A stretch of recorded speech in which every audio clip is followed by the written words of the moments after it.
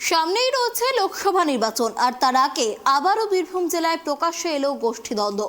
একদিকে জেলে বন্দী অনুব্রত, অন্যদিকে কোর কমিটি থেকে সরিয়ে ফেলা হচ্ছে কাজল শেখকে।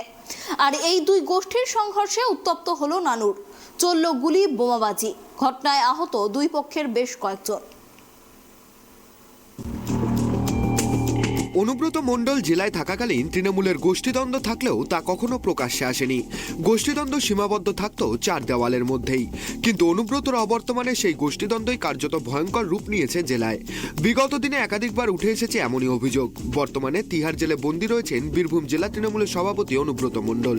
তার অবর্তমানেই বীরভূম জেলায় তৃণমূলের গোষ্ঠীকোন্দল আসছে প্রকাশ্যে। গতকাল তৃণমূলের কোর কমিটি থেকে সরিয়ে ফেলা হয়েছে জেলা সভাধিপতি কাজল শেখকে।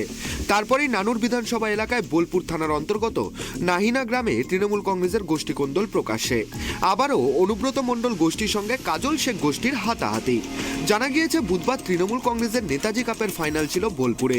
নাহিনা গ্রাম থেকে খেলা দেখতে এসেছিল অনুব্রত মণ্ডল ঘনিষ্ঠ তৃণমূল সমর্থকেরা।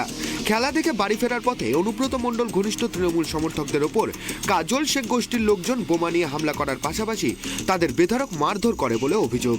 এমনকি এলাকায় গুলিও চালানো হয়েছে বলে অভিযোগ স্থানীয়দের।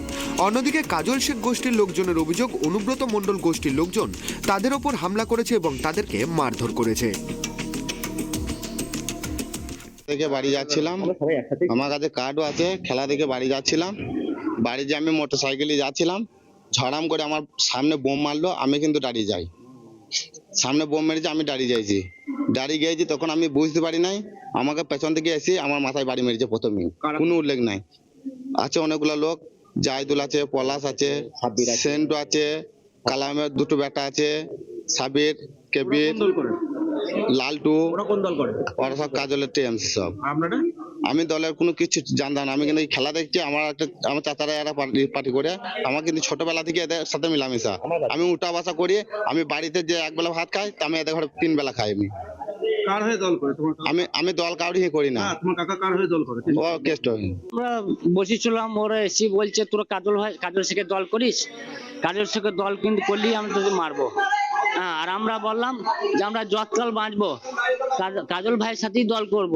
হ্যাঁ, আমরা ওখানে ছাড়তে পারবো, তাদের জানটা দিয়ে নিলিশটা নিলে ওই বলেছি, আর আমাদেরকে চার্জ করতে লাগলো। মা ওই যে এখন যারা ওদের তো বহুরূপী মতন, ওরা দেখুন বিজেপি, দেখুন সিপিএম। হ্যাঁ, আমরা কাজল শেখের দল করি। ওরা তো আমাদের কোনো জাতের ঠিক নেই না। ওরা দেখুন বিজেপি, দেখুন বাম ফ্রন্ট। কারা? না না না না, ওরা সিপিএম না। ঘটনার খবর পেয়ে এলাকায় পৌঁছে যায় পুলিশ বাহিনী। দুপক্ষের আহতদের উদ্ধার করে নিয়ে যাওয়া হয় বোলপুর মহকুমা হাসপাতালে। অনুব্রতহীন বীরভূমে গোষ্ঠীকোন্দল থামবে কবে? তবে কি গোষ্ঠীকোন্দল সামলাতে ব্যর্থ তৃণমূলের কোর কমিটি? উঠছে এই সব প্রশ্ন। বীরভূম থেকে জয়ন্ত দাসের রিপোর্ট, ট্রাইব টিভি।